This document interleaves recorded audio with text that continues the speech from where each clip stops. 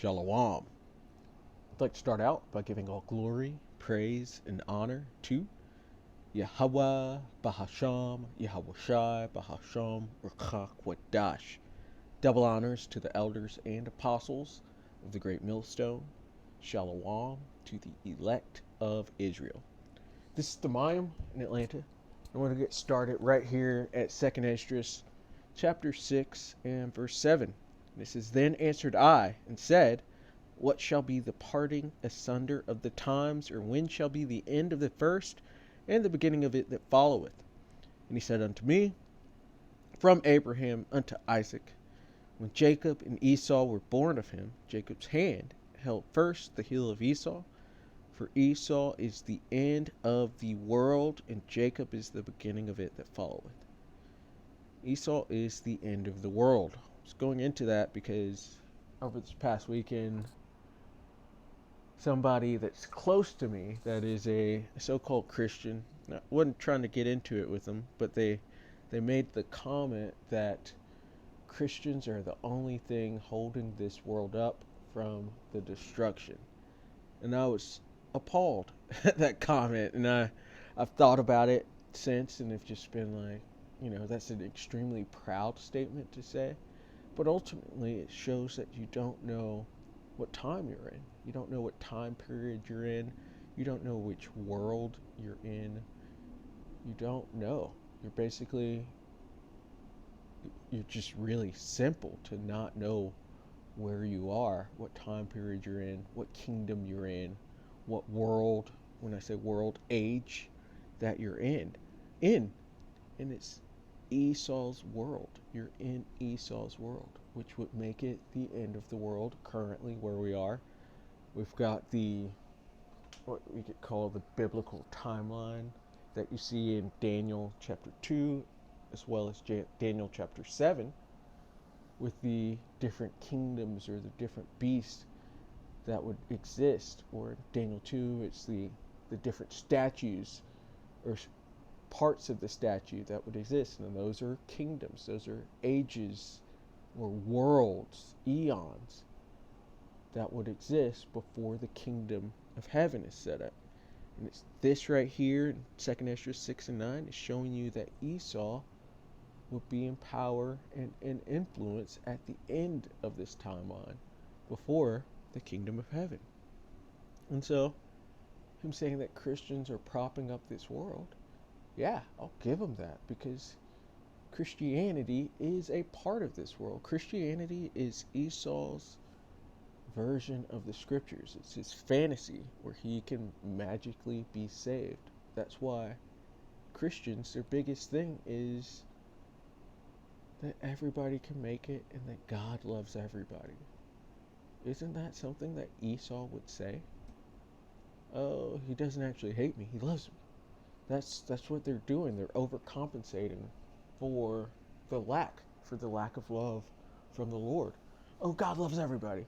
No, he hates Esau. He tells you that right here in let's go to that since we're here.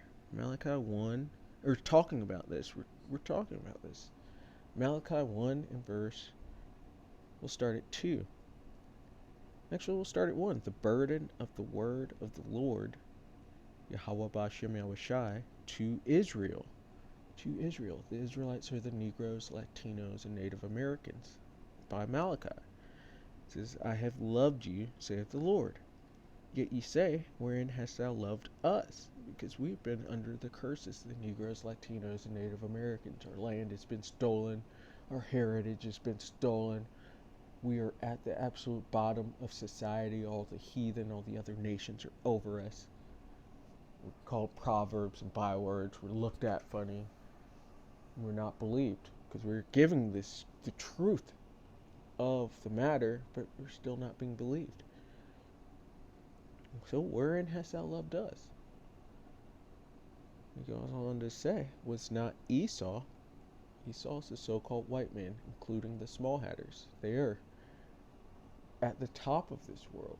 As it says in Isaiah, I think 26 and 10, if I'm correct, it says, show favor unto the wicked. Yet in the land of uprightness, in the land of Israel, which they did take over, which is a witness against them as being Edomites, that in the land of uprightness they would not. Ooh, Slovakia, getting held up on this one. Isaiah 26 and 10. Correct. Isaiah 26 and 10. Let favor be showed to the wicked. The wicked are the Edomites. That's what we're going into in Malachi 1 and 4. Yet will he not learn righteousness, because they were just created to be wicked.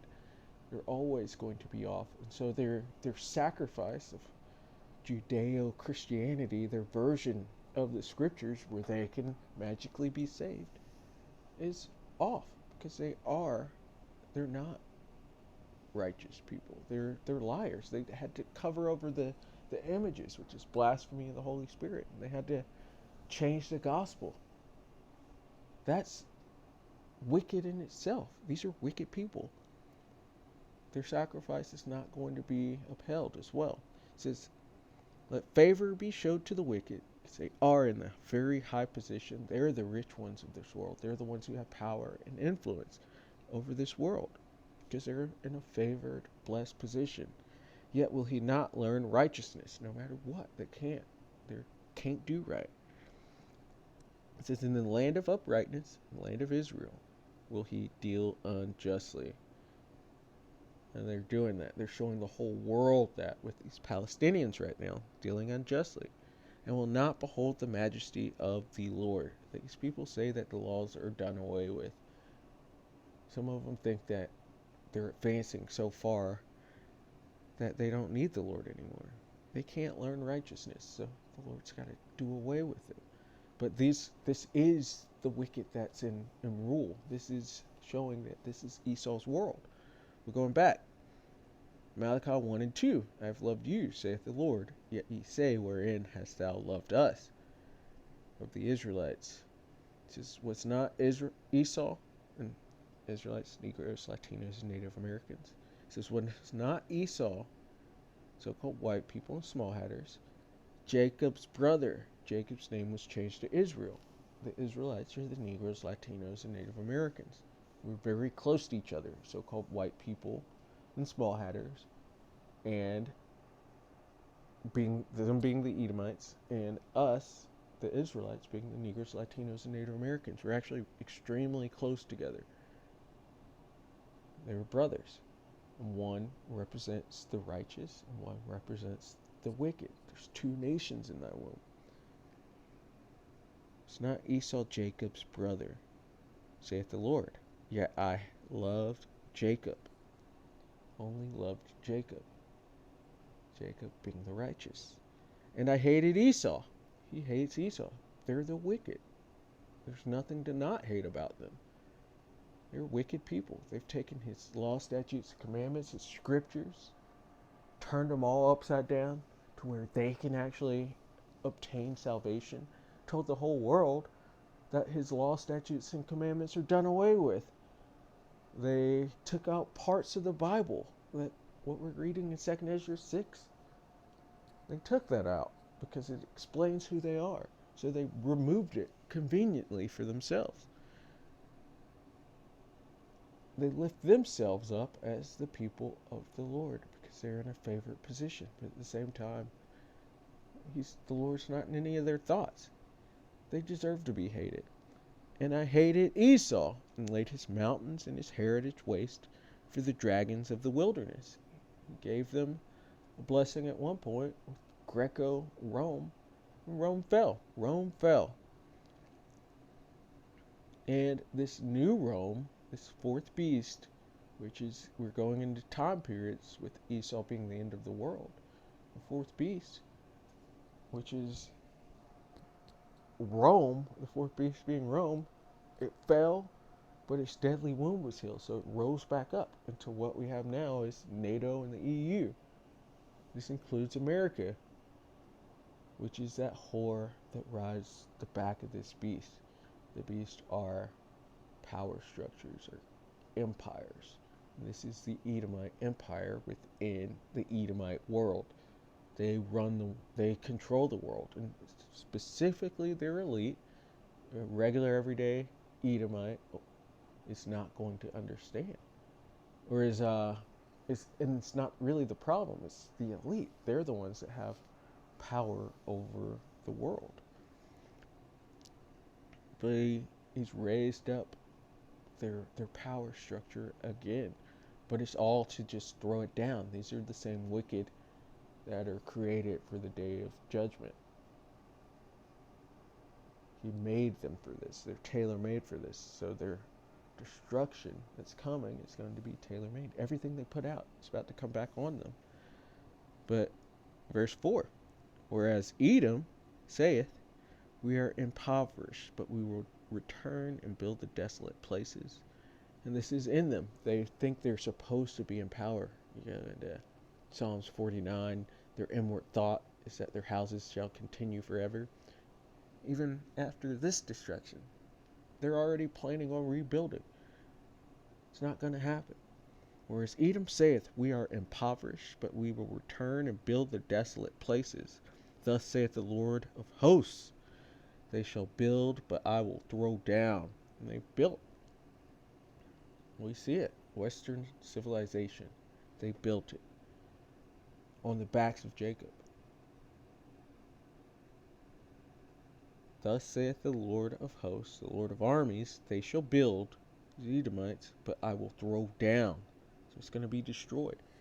They're going to construct, and the Lord is going to deconstruct. He's going to destroy it. And they shall call them the border of wickedness, and the people against whom the Lord hath indignation forever. Righteous indignation. He's justified in this, and the evil that has to come to them for the things they have done. They put out so much evil that they have to get this judgment. Going back to 2 Ezra 6 and verse 9, for Esau is the end of the world. We're in the end of the world. This is Esau's time to have power and influence. It's just one world. There are many worlds. The Lord created these many worlds. This is just Esau's temporary time to have it. Christians holding this place up just shows that they're a part of Esau's world, in which that's why they're so off on everything. That's why they don't understand prophecy. Daniel 12 says the wicked will do wickedly, but none of them shall have understanding. You're not expected to understand if it goes over their head. They're not a part of this. Also, with Christianity being a part of Esau's world, that's why certain things were justified, like pagan holidays being celebrated when they're not in the scriptures whatsoever. Or they even put new words there because Edom is in power. They have the power to put Easter when it should have said Pesach, should have said Passover. They've got the power to do that. They have the power and are in their power to change the images. And so everybody believes this because they see white images being that of the Father, of the Son, of the angels, or pale skin images. These are images of Edomites. They're in trouble for this.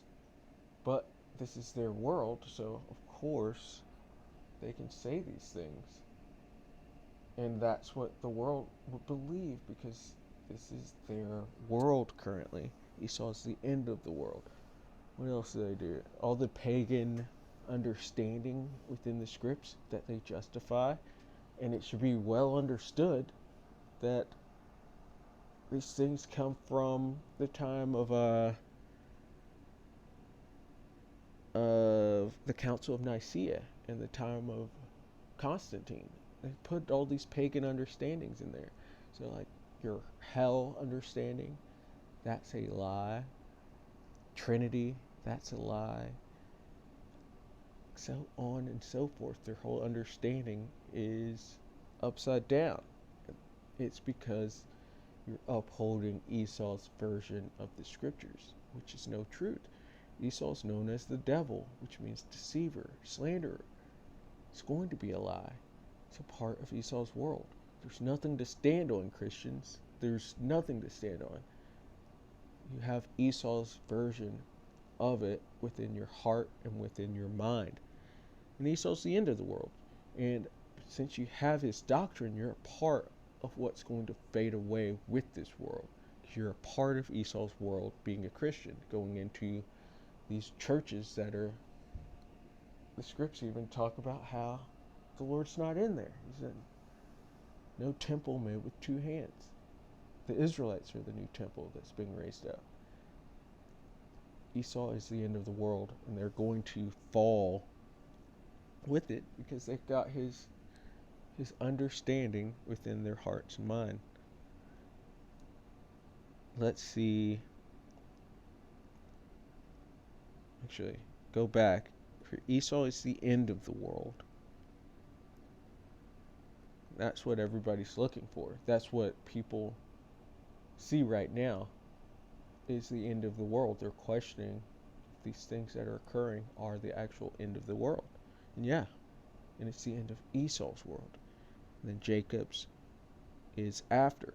So let's see that in another part of the scripts, because it's saying this thing over and over, showing you. Actually, let's jump to Zechariah chapter 9 verse 11. So we see this here, we see it Amos 9 and 11, which Lord willing we'll get to. We see it in Lamentations. We see it in Lamentations chapter 4 verse 20, 21, 22, I believe, or maybe just 21, 22. In other places, it's the changing of the worlds. It's the translation of the kingdoms because of unrighteous dealings, injuries, and riches got by deceit.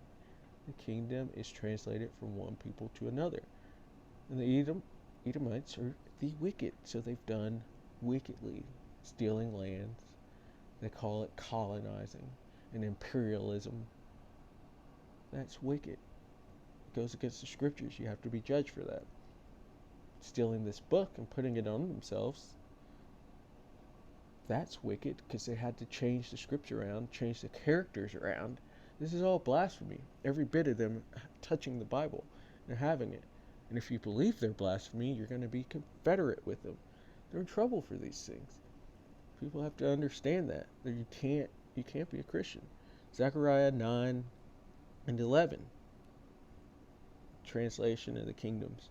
As for thee also, by the blood of thy covenant, I have sent forth thy prisoners out of the pit wherein is no water. These are the dry bones waking up. The Lord giving that water, giving that holy water, that the living waters, giving it to his elect, letting them stand up. His people, the Israelites. You have to be an Israelite to be of the elect.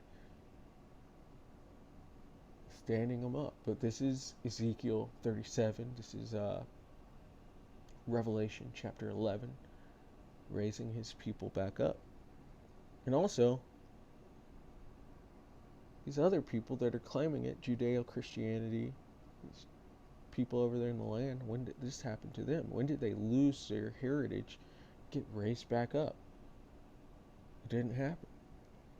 This shows the end as well, the Lord raising his people back up and giving them the truth of the matter, which you have to come to the truth. You can't stay within Esau's doctrine. The book was, according to Daniel 12, the book was sealed. And it's not until the end, when Yahweh Shai, Revelation chapter 5, with it being unsealed. There's nowhere to stand with Christianity or with Judaism or with any religion on this planet. It's only this. And this is only for the elect who are going to who will understand these things. It says, turn you to the stronghold, you prisoners of hope. And that's what we are. We're hoping to be saved out of this hell that we're in. This situation that we're in. It says, even to today do I declare that I will render double unto thee. For what we went through, the Lord's going to give us a double portion. Just like Job, what he went through, the Lord gave him a double portion of benefits and blessings at the end. But on the opposite side, the Edomites are going to get a double portion of the cup of trembling. They're going to get all these curses put onto them, and it's going to be double what we got. And then they get taken out of the earth after that, which shows you, they can't be saved, which means Christians saying everybody can be saved. It's just lying. They're adding on, taking their name out of the book, adding these plagues onto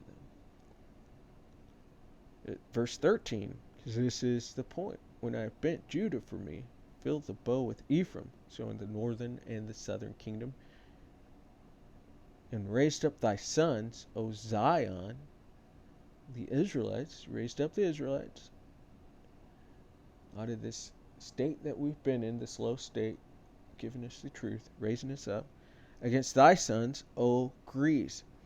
Israel, Esau. Yes, Greece goes back to the Japhetic people, but under Alexander, these Edomites conquered that place and put it on themselves. They started calling themselves Greeks, and then in Rome started calling themselves Roman. This is speaking of the Edomites. Esau is the end of the world, Jacob's the beginning of it that follows. Against thy sons, O Greece, and made thee as the sword of a mighty man. Because Esau's blessing of the sword is about to be taken away and used on him. This is all coming to us. But that's the kingdom of heaven. This is also showing the kingdom of heaven. Amos 9 and verse 11. And that day will I raise up the tabernacle of David that is fallen. We just read in Zechariah. Bent the bow with Judah, filled it with Ephraim. Tabernacle of David, all the tribes coming back together. That is fallen. We fell, but we're rising back up. Because the Lord will yet choose Israel and set them on their own land. And it says, and close up the breaches thereof. The strangers join with us. Close up the breaches. Because it had fallen, it was destroyed, but he's putting it back together. And there's not going to be any weak points at all in what the Lord is raising up, because he's giving us a new covenant as well, with putting the law, statutes, and commandments into our inward parts, showing you the laws are not done away with. That's what he's going to judge people on in this great day that's coming, and that's what he's going to put into his elect, into his people, the law, statutes, and commandments. They're not done away with. And I will raise up his ruins, and I will build it as in the days of old. It's going to be something. And this is the only time that the earth saw peace, under David and under Solomon. Or from the work that David put in, there's peace under Solomon. That they may possess the remnant of Edom.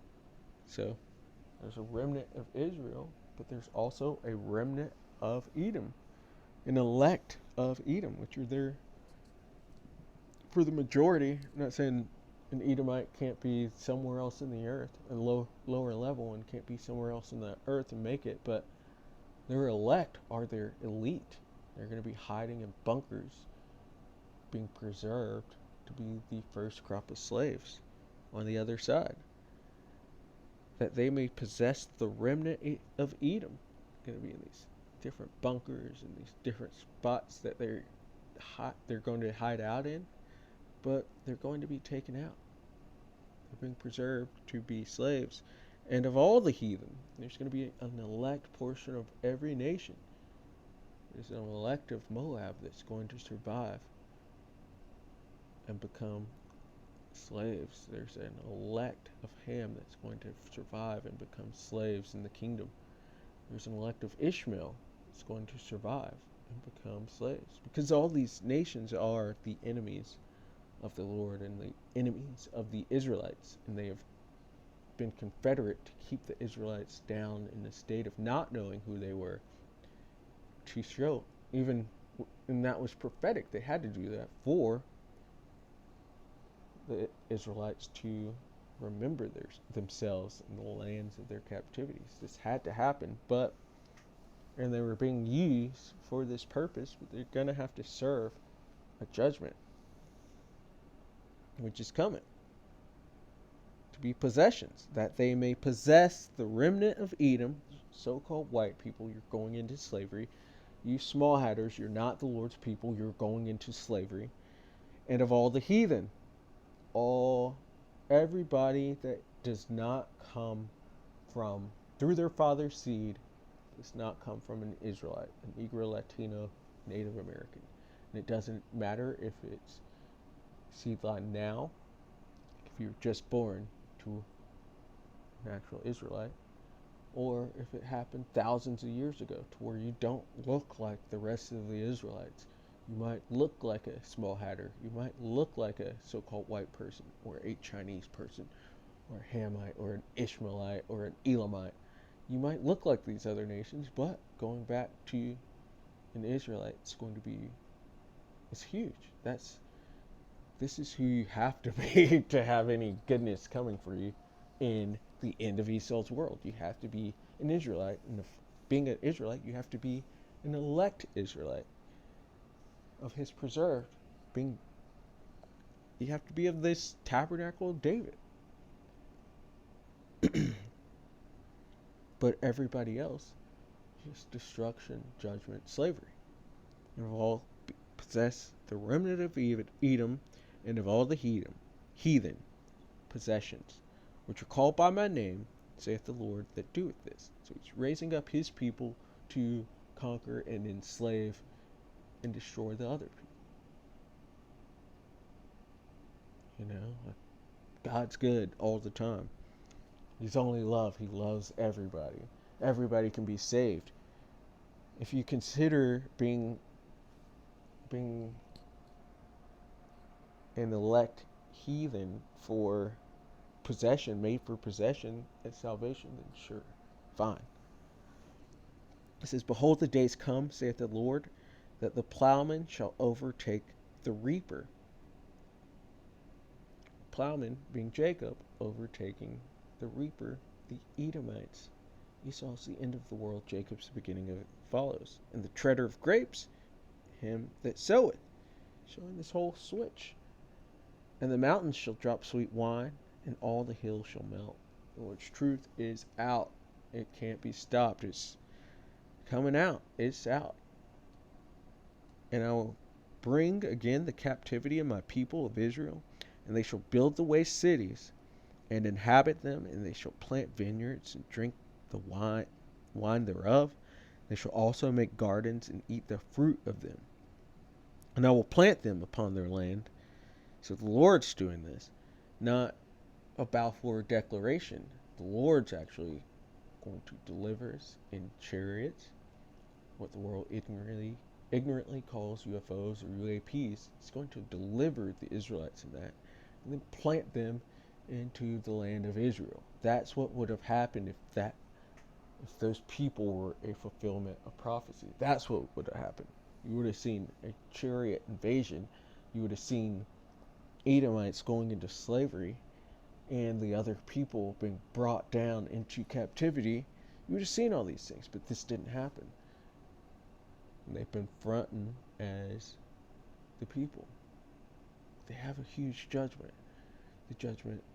We're waiting on the judgment to happen. But before that, they've changed the scriptures to justify everything that they've done. But it's not going to be justified. Their sacrifice is not going to be taken. And I will plant them upon their land of Israel, and they shall no more be pulled up out of their land. And we saw all these heathen, these Amalekites, these small hatters running out of the land with this war that's going on. They were being pulled up out of it. They're not a fulfillment of this. Those are Amalekites. That's Edom. That's who's about to be possessed. Which I have given them, saith the Lord thy power. The Lord is about to end Esau's world. We're at the end of Esau's world. Let's get just to end it off. Sirach 10 and 8. Because I said it earlier. Because of unrighteous dealings, injuries, and riches got by deceit, the kingdom is translated from one people to another. Esau is the end of the world, and Jacob is the beginning of it that follows. These are the things they've done. They have to be judged for them. If they would have done right, this wouldn't have been happening. But this was always slated for them. They were always going to be done this dirty. This is what they were created for. And so, Lord willing, that was edifying. I'd like to give all glory, praise, and honor to Yahweh, Bahasham, Yahweh Shai, Bahasham, or Chakwadash. Double honors to the elders and apostles of the great millstone. Shalom to the elect of Israel. Shalom.